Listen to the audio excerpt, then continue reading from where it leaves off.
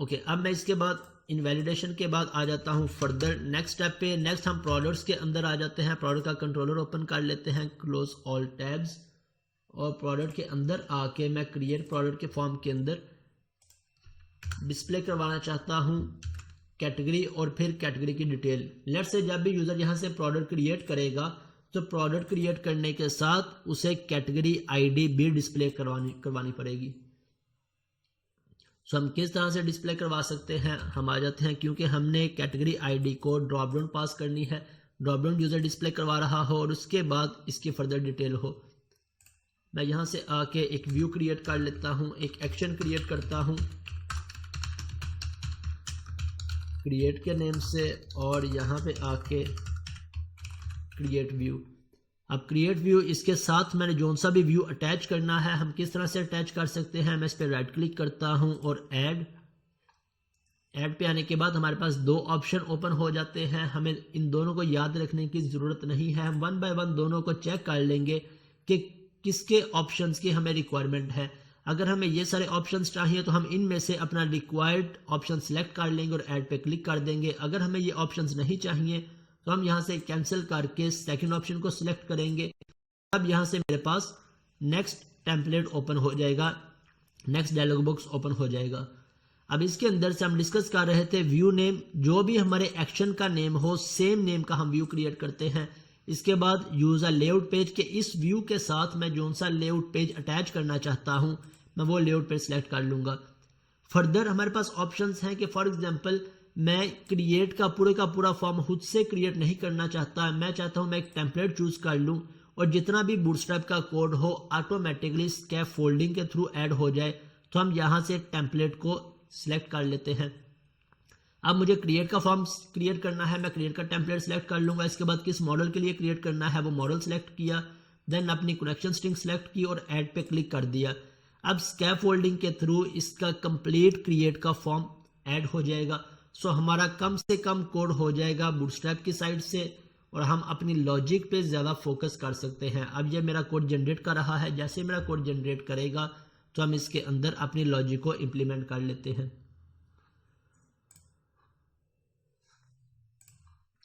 Okay, मेरा code generate हो गया। अब यहाँ से आके मैं फर्दर नीचे देख लेता हूँ। अब इस वैलिडेशन समरी का भी हमें पता लग गया होगा कि वैलिडेशन फॉर किस पर्पज़ के लिए यूज़ होता है, इसका क्या पर्पस है और वैलिडेशन समरी क्या करेगी कि एट द एंड एक तो हमें यहाँ पे वैलिडेशन डिस्प्ले करवाएगी और इसके साथ इसकी पूरी समरी भी टॉप पे डिस्प्ले करवाएगी।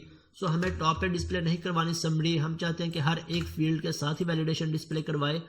सो मैं इसे फर्दर नीचे आ जाता हूँ और इन सभी फील्ड्स को एक दफ़ा चेक कर लेते हैं कि कौन कौन सी फील्ड्स ऐड हुई हैं, क्या हमारी ये रिक्वायरमेंट भी है या नहीं। फर्स्ट ऑफ ऑल मैं बैक टू लिस्ट बटन को रिमूव कर देता हूँ। इसके बाद फर्स्ट पे नेम हमने डिस्प्ले करवाना है, हमारी नेम की फील्ड आ गई। सेकंड प्राइस का कॉलम हमें चाहिए, प्राइस का टेक्स्ट बॉक्स हमें चाहिए, प्राइस आ गई। इसके बाद हमारे पास क्वांटिटी के यूजर क्वांटिटी एंटर करे। फर्दर अब इन दो फील्ड्स को अगर मैं देखूं तो मेरे पास इसने सिलेक्ट को यूज किया है। सिलेक्ट को किस पर्पज के लिए हम यूज करते हैं, सिलेक्ट टैग को हम यूज करते हैं ड्रॉप डाउन्स के लिए। इट मीन्स जहां पे हमारे पास कैटेगरी की ड्रॉप डाउन होगी, यूजर इस प्रोडक्ट को जिस भी कैटेगरी में ऐड करवाना चाहता है वो ड्रॉप डाउन में से वो प्रोडक्ट सेलेक्ट करेगा और फिर जब सेव पे क्लिक करेगा तो वो आईडी मेरे पास पास हो जाएगी। अब ये सिलेक्ट किस तरह से वर्किंग कर रही है, मैं इसका डिफॉल्ट कोड रिमूव करके हम इसका कोड थोड़ा सा समझने की कोशिश करते हैं। मैं एक सिलेक्ट का टैग ऐड कर लेता हूं, इसके अंदर आके बूटस्ट्रैप की क्लास क्रिएट कर लेता हूं फॉर्म कंट्रोल। अब नॉर्मल वे के अंदर हम कैसे ऐड करते हैं, मैं यहां से कुछ प्रोडक्ट्स ऐड कर लेता हूं, लेट्स से कुछ कैटेगरीज ऐड कर लेता हूं। ये सारे सभी कैटेगरीज मेरी डेटाबेस में से लोड हो रही होंगी और थोड़ी देर के अंदर हम इसे डेटाबेस में से लोड करवाते हैं। ओके, अब जब भी यूजर फ्रिज पे क्लिक करेगा तो मैं इसकी कौन सी आईडी डेटाबेस में पास करवाना चाहता हूं। जब भी यूजर नेक्स्ट किसी भी ड्रॉप डाउन पे क्लिक करेगा, नेक्स्ट आइटम पे क्लिक करेगा तो डेटाबेस के अंदर इसकी कौन सी आईडी जाएगी, वैल्यू के अंदर हम आईडी को डिफाइन करते हैं।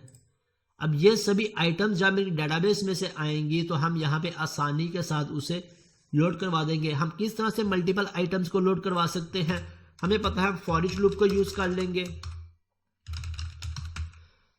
और फॉर ईच लूप के अंदर जितनी भी हमारी आइटम्स आ रही होंगी हम वन बाय वन करके उन्हें डिस्प्ले करवा देंगे। एक हमारे पास ये वे है अपने इन आइटम्स को डिस्प्ले करवाने का। इसके अलावा हमारे पास सेकंड वे भी है, अगर हम टैग हेल्पर्स को यूज कर लें। टैग हेल्पर्स को किस पर्पस के लिए, मैं यहाँ पे आके ऑप्शन को यूज करता हूँ, फर्स्ट एट्रीब्यूट इसके अंदर जो सी आइटम होगी, सॉरी मैं यहाँ पे डिस्प्ले करवाना चाहता हूँ, प्लीज सिलेक्ट, और इसके बाद नेक्स्ट जितनी भी आइटम होंगी इसके नीचे ऐड होती जाएं। सो टैग हेल्पर्स हमारे पास सिंपल दो टैग हेल्पर्स होते हैं। फर्स्ट टैग हेल्पर्स ASP-आइटम्स, कि इसकी जितनी भी आइटम्स होंगी ना तो मुझे फॉर ईच लूप लगाने की ज़रूरत है ना फॉर लूप लगाने की ज़रूरत है। ये टैग हेल्पर्स हमारा सारे का सारा फॉर ईच लूप का काम कर देगा, उन सभी आइटम्स को यहाँ पे लोड करवा देगा। और सभी आइटम्स हम कैसे पास करेंगे, हमें पता है कि हम कंट्रोलर से व्यू में डाटा किस तरह से पास कर सकते हैं। हम चाहे उसे मॉडल के अंदर बाइंड करके भेज दें या फिर हम व्यू बैक के थ्रू डाटा पास करवा दें। हम इन दोनों वेज को डिस्कस कर चुके हैं, view back, view data, temp data या सेशंस, इन सभी वेरिएबल्स में डाटा पास करवा दें या मॉडल के थ्रू। सो मेरे पास जो सा भी डाटा आएगा, मेरे पास जहाँ पे व्यू बैक के अंदर लेट से मैं पास करवा रहा हूँ कैटेगरी लिस्ट, तो वो सारी कैटेगरी लिस्ट हमारे इस ड्रॉप डाउन के अंदर ऑटोमेटिकली लोड हो जाएगी। मुझे कोई भी कोड और लिखने की जरूरत नहीं है। मैं यहां से ब्रांड आईडी को रिमूव कर देता हूं।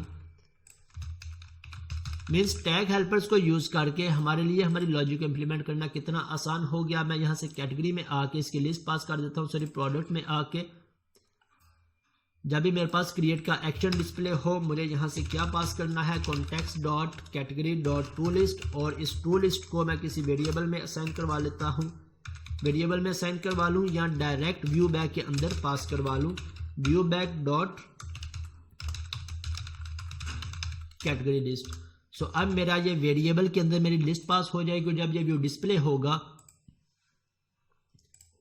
तो यहाँ पे मेरे पास वो लिस्ट भी डिस्प्ले हो जाएगी। लेट्स से इसे चेक कर लेते हैं, मैं इसे रन करता हूँ।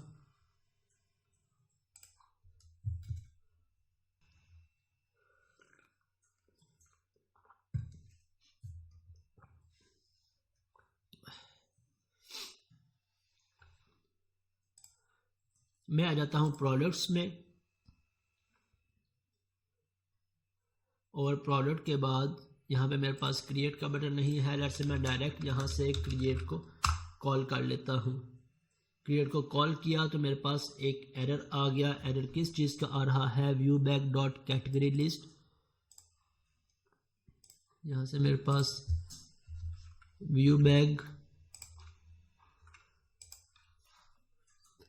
Run time binder cannot implicitly convert system dot collection dot generic list view back models to system dot। हमारे पास एरर किस चीज़ का आ रहा है कि हमने इसे कन्वर्ट करना है या इसकी टाइप का इशू आ रहा है। लेट्स से पहले मैं इनका नेम चेक कर लेता हूं कि क्या इन दोनों का नेम बिल्कुल सेम है या नहीं। व्यू बैक, और यहां से आके मैं इसे चेक कर लेता हूं, view back dot category list. अब इसे एक दफ़ा रीरन करके देखते हैं।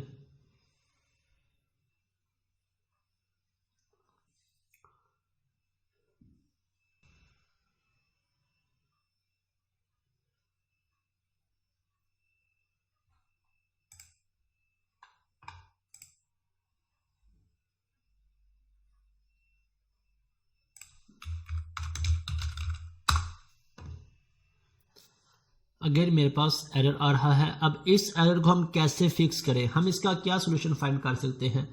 लेट्स से अगर मुझे नहीं पता कि मैं इसका क्या सोल्यूशन फाइंड करूं, तो मैं एज इट इज़ इस स्टेटमेंट को कॉपी करूंगा और गूगल पे सर्च कर लेंगे, तो हमें पता चल जाएगा आसानी के साथ कि हम इसका क्या एरर फिक्स कर सकते हैं, इसका सोल्यूशन क्या फाइंड कर सकते हैं।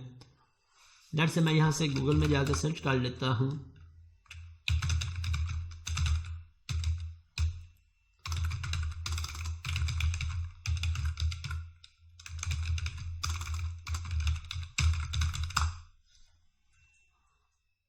हमारे पास काफ़ी सारे लिंक्स ओपन हो गए। यहाँ से हम कोई भी लिंक को चेक कर लें तो हमारे पास आसानी से इसका सोल्यूशन डिस्प्ले हो जाएगा। यहाँ पे हमारे पास एक सोल्यूशन क्या आ रहा है कि हम मॉडल के अंदर पास करवा दें। अब मॉडल के अंदर हम कैसे पास करवा सकते हैं ये भी कॉन्सेप्ट अभी हम देखेंगे। अभी पहले व्यू बैक को फिक्स कर लें। व्यू बैक के अंदर हम कैसे पास करवाएं, यहाँ पे सेकंड भी हमारे पास यही है कि हम मॉडल के अंदर पास करवा दें। मैं लेट से किसी और लिंक ओपन कर लेता हूं।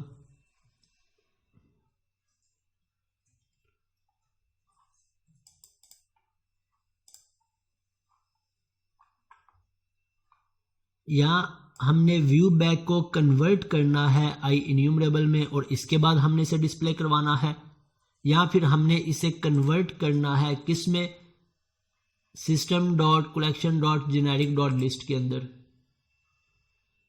मीन्स हमारी यहाँ पे कन्वर्जन का इशू आ रहा है कि हम या तो इसे आई इन्यूमरेबल में कन्वर्ट नहीं कर रहे या फिर हम इसे लिस्ट या लिस्ट आइटम्स के अंदर कन्वर्ट नहीं कर रहे।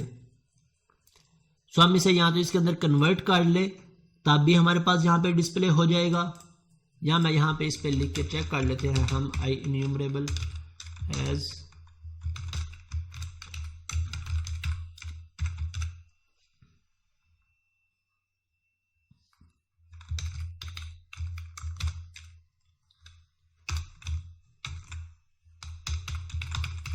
या I hope so select list.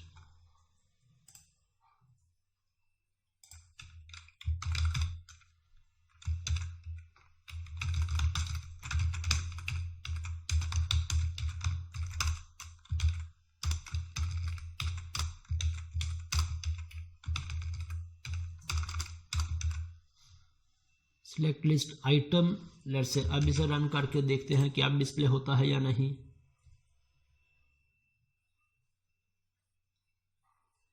ये एरर्स वो सभी एरर्स हैं जो हमें वर्किंग करते वक्त स्टार्टिंग पे फेस होते हैं। हमने इन एरर्स का सलूशन क्या फाइंड करना होता है हम अभी वही देख रहे हैं। अगर मैं एग्जैक्ट सलूशन बता दूंगा तब कभी भी आपको इन एरर्स को फिक्स करने का या सर्च करने का वे पता नहीं लगेगा। सो हमें यह भी पता होना चाहिए कि हम एरर्स को किस तरह से फिक्स कर सकते हैं या किस तरह से सर्च कर सकते हैं। अब मेरे पास ये लिस्ट डिस्प्ले हो गई। अभी मेरे पास कोई भी कैटेगरी नहीं है, मेरे पास कोई भी कैटेगरी नहीं आ रही। जब हम इसके अंदर कैटेगरी ऐड करवा लेंगे तो मेरे पास कैटेगरी डिस्प्ले हो जाएगी।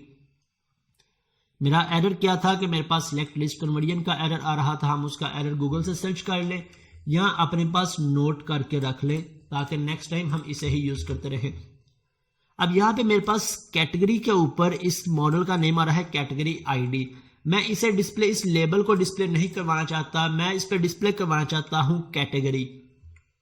इट मीन्स हम इसका लेबल चेंज करना चाहते हैं तो हमारे पास दो ऑप्शंस हम कैसे चेंज कर सकते हैं। या फिर मैं यहां से आके ASP4 को रिमूव कर दूं।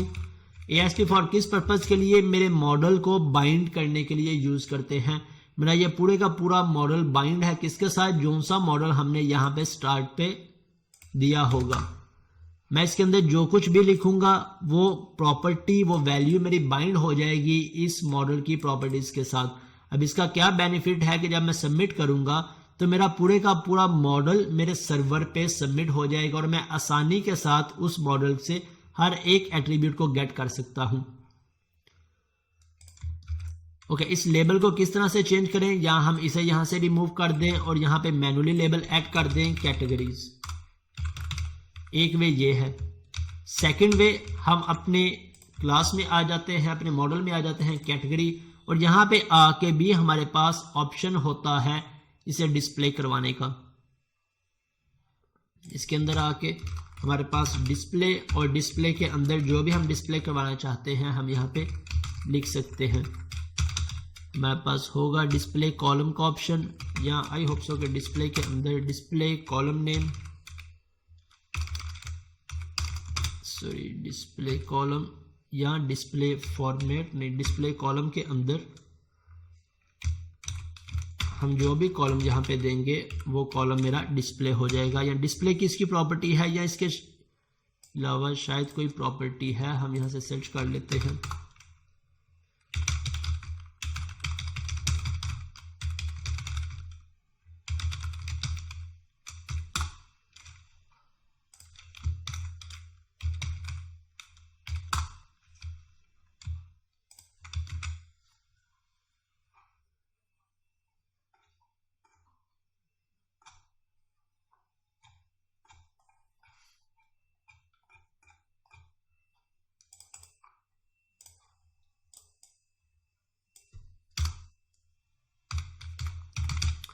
हमारे पास इन्हीं तीन में से कोई ना कोई एक प्रॉपर्टी यूज होती है। नेक्स्ट क्लास के अंदर मैं आपको सर्च करके बताऊंगा इसका कि कौन सी प्रॉपर्टी है जिसके थ्रू हम इसे चेंज भी कर सकते हैं।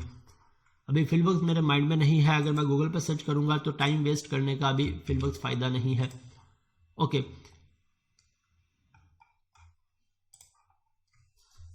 अब नेक्स्ट यहाँ पे मेरे पास ये लिस्ट डिस्प्ले हो जाएगी। लिस्ट डिस्प्ले हो गई तब हम इसे आसानी के साथ यहाँ पे सबमिट करवाएंगे तो मेरी ये लिस्ट पूरे का पूरा मॉडल मेरे पास यहाँ पे आ जाएगा मेरे इस कंट्रोलर के अंदर। और इस कंट्रोलर के अंदर मैं किस तरह से गेट कर सकता हूँ, इस कंट्रोलर के अंदर गेट करने का आसान वे है, हम यहाँ से आके मैं एक एक्शन क्रिएट कर लूँगा। किस नेम से, सेम नेम रखना चाहूँ सेम नेम रख लूँ, कोई और नेम रखना चाहूँ तो कोई और नेम रख लूँ। हम कोशिश करते हैं जो सा गेट का एक्शन नेम है सेम नेम का हम पोस्ट का एक्शन भी क्रिएट करें। तो मैं यहाँ से आके सेम नेम का क्रिएट कर लेता हूँ और इसके बाद यहाँ से ये मेरा कौन सी रिक्वेस्ट होगी, HTTP पोस्ट, और मेरे पास कौन सा मॉडल यहाँ पे आएगा, कैटेगरी मॉडल, और इस मॉडल पे प्रोडक्ट मॉडल।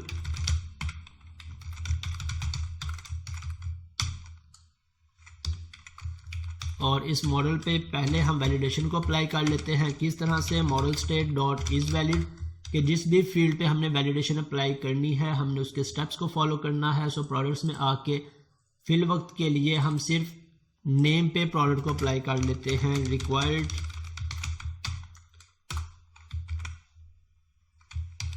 और मेरे पास रिक्वायर्ड एट्रीब्यूट ऐड नहीं करना, मुझे इसके अंदर आके रिक्वायर्ड डाटा एनोटेशन प्रॉपर्टी को यूज करना है। ओके, अगर मेरे पास वैलिडेट नहीं है तब हम क्या करना चाहते हैं, हम इसे रीडायरेक्ट करवा देंगे सेम पेज पे, और अगर वैलिड है तब हम इसे डाटाबेस के अंदर इंसर्ट करवा देंगे। और इंसर्ट करवाने के बाद हम इसे अगर सेम पेज पे ही रहना चाहते हैं सेम पेज पे रीडायरेक्ट करवा दें। अगर हम लिस्ट डिस्प्ले करवाना चाहते हैं तब हम यहाँ से लिस्ट पेज पे या इंडेक्स पेज पे रीडायरेक्ट करवा देंगे। तो यहाँ से मैं रीडायरेक्ट करवा देता हूँ, रीडायरेक्ट टू एक्शन, जहाँ से मैं एक्शन नेम दे दूंगा। लास्ट क्लास में हम ये भी डिस्कस कर चुके हैं कि जोन सी भी हमारी स्ट्रिंग हो, चाहे हम डबल कोट्स में दे दें या हम नेम ऑफ प्रॉपर्टी को यूज करके इसके अंदर अपनी सभी के सभी स्ट्रिंग्स को या एक्शन नेम को डिफाइन कर सकते हैं। मैं यहाँ से क्रिएट को कॉल करना चाहूँ, इंडेक्स पे से रीडायरेक्ट करवाना चाहूँ तो इंडेक्स का नेम यूज कर सकते हैं। ओके, यहाँ से आके लेट्स से मैं कैटेगरी के अंदर मैनुअली कैटेगरी पास कर देता हूँ फिल वक्त, बल्कि मैनुअली ऐड करूँगा तो मेरे पास एरर आ जाएगा। चेक कर लेते हैं हम कि हमारे पास क्या रिकॉर्ड पोस्ट होकर यहाँ पे आ रहा है। इस एप्लीकेशन को मैं रन करता हूँ।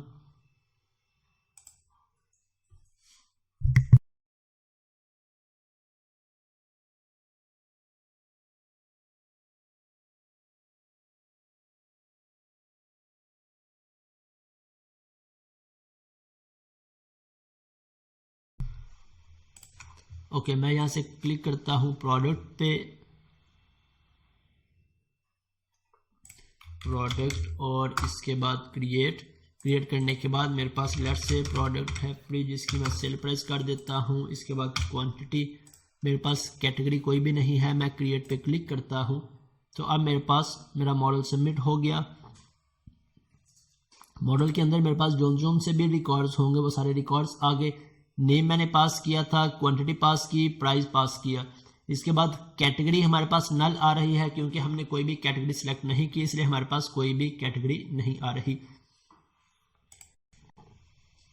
ओके, इसके बाद हम इस पे सेव की कमांड्स ऐड कर दें, डॉट कैटेगरी डॉट ऐड, तो हमारे पास ये मॉडल ऐड हो जाएगा कैटेगरी की बजाय प्रोडक्ट। और इसके बाद कॉन्टेक्स्ट डॉट सेव चेंजेस, तो मेरा ये मॉडल डाटाबेस के अंदर ऐड हो जाएगा और मुझे रीडायरेक्ट करवा देगा कहाँ पे, इंडेक्स पे।